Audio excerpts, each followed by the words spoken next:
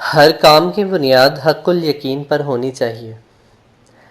حضرت مرزا بشیر الدین محمود احمد خلیفۃ المسیح الثانی رضی اللہ تعالیٰ عنہ۔ قسط دوم آخری۔ یورپین قوموں کی تربیت اس لحاظ سے ایسی اعلیٰ درجے کی ہے کہ افسران بالا کی طرف سے جو کام بھی سپرد کیا جائے اسے پوری دیانت اور محنت کے ساتھ سر انجام دیتے ہیں، اور کبھی اپنے فرائض کی بجاوری میں کوتاہی کا ارتکاب نہیں کرتے، بلکہ افسروں کو سکھایا جاتا ہے کہ جب تم کسی کو کوئی آرڈر دو تو پھر اسے دہراؤ، کیونکہ بعض دفعہ آرڈر کچھ دیا جاتا ہے اور سمجھا کچھ جاتا ہے۔ اس کے بعد ماتحت کو ہدایت دی جاتی ہے کہ جب تم کام کر چکو تو تمہارا فرض ہے کہ ہمیں اطلاع دو کہ کام ہو گیا ہے۔ مگر میں نے دیکھا ہے ہمارے کارکنوں کو اس بات کی عادت ہی نہیں کہ جب کوئی کام ان کے سپرد ہو تو وہ اس کے متعلق اپنے افسر کو یہ اطلاع دیں کہ کام ہو گیا ہے، یا اس میں فلاں فلاں روکے پیدا ہو گئی ہیں۔ اگر کارکنوں کو اس بات کی عادت ڈلوائی جائے کہ جب کسی کام کے لیے کہا جائے تو واپس آ کر ہمیں بتانا ہوگا کہ کام ہو گیا ہے یا نہیں، تو وہ نقائص پیدا نہ ہوں جو اب ہمارے کاموں میں بعض دفعہ پیدا ہو جاتے ہیں اور جن کی وجہ سے بہت کچھ الجھنیں واقع ہو جاتی ہیں۔ میں نے دیکھا ہے بعض دفعہ ضروری کاغذات دفتر کے سپرد کیے جاتے ہیں اور کہا جاتا ہے کہ متعلقہ دفاتر میں پہنچا دیے جائیں۔ 3-4 منٹ کے بعد فون کیا جاتا ہے کہ کیا وہ کاغذ بھجوا دیے گئے ہیں، تو کہا جاتا ہے ابھی دریافت کر کے اطلاع دی جاتی ہے۔ پھر 10 منٹ کے بعد جواب آتا ہے کہ غلطی ہو گئی، رجسٹر میں اور بھی بہت سی چٹھیاں اس وقت نقل ہو رہی تھیں، اس لیے ان کاغذات کو بھی کلرک نے رکھ لیا اور سمجھا کہ جب اور چٹھیاں جائیں گی تو یہ بھی چلی جائے گی۔ اب ہدایت دے دی گئی ہے کہ ان کاغذات کو فوراً پہنچا دیا جائے۔ اگر آرڈر دینے کے بعد ہمیشہ اس کو دہرایا جائے اور کارکن کو سمجھایا جائے کہ اسے کیا حکم دیا گیا ہے تو اس قسم کی غلطیاں کیوں واقع ہوں؟ اسی طرح اگر کہا جائے کہ کام کرنے کے بعد ہمیں آ کر بتانا ہے کہ کام ہوا ہے یا نہیں، تب بھی یہ نقائص واقع نہ ہوں اور یہ جواب نہ دینا پڑے کہ میں نے تو کہہ دیا تھا، اب میں دریافت کر کے اطلاع دیتا ہوں کہ کام ہو گیا ہے یا نہیں۔ غرض پہلی چیز علم الیقین ہے۔ اس میں کوئی شبہ نہیں کہ دنیا کے بہت سے کام علم الیقین سے تعلق رکھتے ہیں، مگر جب اہم کام پیش آئیں تو اس وقت علم الیقین کی بجائے عین الیقین بلکہ حق الیقین پر اپنے کاموں کی بنیاد رکھنی چاہیے۔ علم الیقین کی مثال تو ایسی ہی ہے جیسے کوئی شخص ہمیں آ کر یہ خبر دے کہ میں فلاں گھر گیا تھا، وہاں آگ جل رہی تھی۔ جب وہ کہتا ہے آگ جل رہی تھی تو ہمیں اس کے ذریعے سے ایک علم حاصل ہوتا ہے، مگر یہ علم محض سماعی ہوتا ہے۔ کوئی شخص ہمارے پاس آتا اور ہمیں یہ خبر پہنچا جاتا ہے، ہم نہیں کہہ سکتے کہ اس نے سچائی سے کام لیا ہے یا کذب بیانی سے، لیکن اس کے بعد جب ہم اس مکان کی طرف جاتے ہیں اور دور سے دھواں اٹھتے دیکھتے ہیں تو ہمارا علم عین الیقین سے بدل جاتا ہے، یا ہم آگ کو جلتا دیکھ لیتے ہیں تب بھی عین الیقین کا مقام ہم حاصل کر لیتے ہیں، لیکن اب بھی آگ کی عام تاثیرات ہم پر نہیں پڑتی، ہم صرف دور سے اس کا نظارہ دیکھ رہے ہوتے ہیں۔ جب اس کے بعد ہم اس آگ میں اپنا ہاتھ ڈال دیتے ہیں تب ہمیں پتہ چلتا ہے کہ اس کی گرمی کیسی ہے۔ یہ مقام حق الیقین کہلاتا ہے کہ ہم نے صرف آنکھوں سے آگ کو نہیں دیکھا بلکہ خود اس آگ میں پڑھ کر اس کی حقیقت کو پہچان لیا ہے۔ اسی طرح جب کسی شخص سے ہم نے کہا کہ فلاں کام تمہارے سپرد کیا جاتا ہے اور اس نے ہمیں آ کر کہہ دیا کہ میں نے وہ کام کر دیا ہے، تو کام کے لحاظ سے یہ صرف علم الیقین کا مقام ہوگا۔ اس کے بعد اگر وہ کوئی ثبوت باہم پہنچا دیتا ہے، مثلا ہمارے پاس رسید لے آتا ہے، تو ہم عین الیقین کا مقام حاصل کر لیتے ہیں۔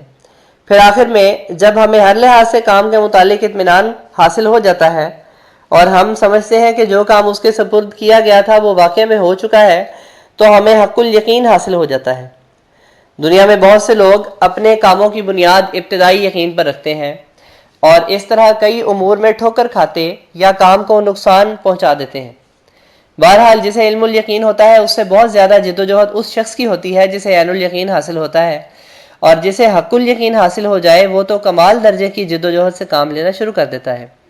حق الیقین سے اوپر جو مقام ہے وہ وہی ہے جو من تو شدم تو من شدی، من تن شدم تو جان شدی، تا کس نہ گوید بعد ازیں، من دیگرم تو دیگری میں بیان کیا گیا ہے۔ اس میں کوشش کا سوال نہیں ہوتا، کیونکہ انسان کسی اور کے لیے کوشش نہیں کرتا بلکہ اپنے لیے کرتا ہے، اس لیے اس کی جدوجہد دوسرے لوگوں کی جدوجہد کے مقابلے میں بالکل نرالا رنگ اختیار کر لیتی ہے۔ غرض انسانی علم اور یقین کی مختلف حالتیں ہوتی ہیں جو مختلف لوگوں میں پائی جاتی ہیں۔ ایک متذبذب حالت ہوتی ہے، انسان کام تو کرتا ہے مگر کبھی خیال کرتا ہے کہ شاید ہو جائے اور کبھی خیال کرتا ہے کہ شاید نہ ہو۔ مثلا وہ کسی سے اپنے لیے رشتہ مانگنا چاہتا ہے، اس وقت اس کی حالت متذبذب ہوتی ہے، کبھی خیال کرتا ہے کہ شاید وہ شخص رشتہ دے دے اور کبھی خیال کرتا ہے کہ ممکن ہے نہ دے۔ آخر بہت کچھ سوچنے کے بعد وہ درخواست دے دیتا ہے اور خیال کرتا ہے کہ اگر اس نے درخواست کو رد کر دیا تو کسی اور جگہ کوشش کر دیکھوں گا۔ بہرحال اس کی حالت میں تذبذب ہوتا ہے اور ایک خلجان سا اس کی طبیعت میں پایا جاتا ہے۔ اس سے اوپر ایک اور مقام ہوتا ہے جس میں تذبذب تو نہیں ہوتا مگر یقین بھی نہیں ہوتا۔ اس حالت کو ہم یقینی مگر قابل تذبذب حالت کہہ سکتے ہیں۔ وہ ظاہر میں سمجھتا ہے کہ مجھے یقین حاصل ہے مگر دراصل اس کا یقین کمزور ہوتا ہے اور وہ جلد ہی اپنے اصل مقام سے ادھر ادھر ہو جاتا ہے۔ جیسے لیالی عشرہ کی تشریح میں نے بتایا تھا کہ حضرت ابن عمر رضی اللہ عنہ سے جب طلحہ بن عبداللہ رضی اللہ عنہ نے کہا کہ اس سے ذی الحجہ کے ایام میں عرفہ و نحر مراد ہیں، تو انہوں نے کہا تم کو کس طرح معلوم ہوا؟ وہ کہنے لگے مجھے یقین ہے۔